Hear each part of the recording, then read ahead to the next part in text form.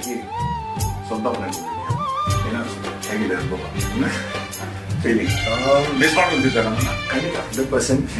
Big boss ಮನೆಯಲ್ಲಿ I think ಒಂದು wonderful journey ಅಂತಾನೆ ಹೇಳ್ಬೋದು. ನನ್ನ 55 ಡೇಸ್ ಆಫ್ ಬಿಗ್ ಬಾಸ್ ಮನೆಯಲ್ಲಿ ಟಿವಿನ ನೋಡೋದಕ್ಕೂ ಬಿಗ್ ಬಾಸ್ ಮನೆಯಲ್ಲಿ ಎಕ್ಸ್ಪೀರಿಯನ್ಸ್ ಮಾಡೋದಕ್ಕೆ ಒಂದು ವಂಡರ್ಫುಲ್ ಜರ್ನಿ. ಪ್ರತಿಯೊಬ್ಬರ ಸಜೆಷನ್ನ ಮಿಸ್ ಮಾಡ್ತಾ ಇದ್ದೀನಿ ಆಲ್ರೆಡಿ.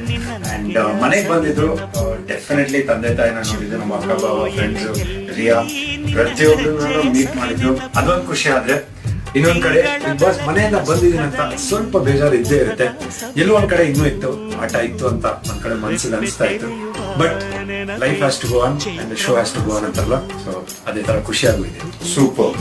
ಇದ್ದಷ್ಟು ದಿವಸ 55 ದಿವಸ ಬಹಳ ಚೆನ್ನಾಗಿ ಎಲ್ಲರ ಮನಸ್ಸನ್ನು ಗೆದ್ದಿದ್ಯಾ, ಡೋಂಟ್ ಬಾದರ್. ವಿನ್ನರ್ ಅಂತಾನೆ ನಾವು ಅನ್ಕೊಂಡಿರೋದು. ನಿನಗೆ ಯಾವತ್ತು ಲೂಸರ್ ಅಲ್ಲ. And all the people love you.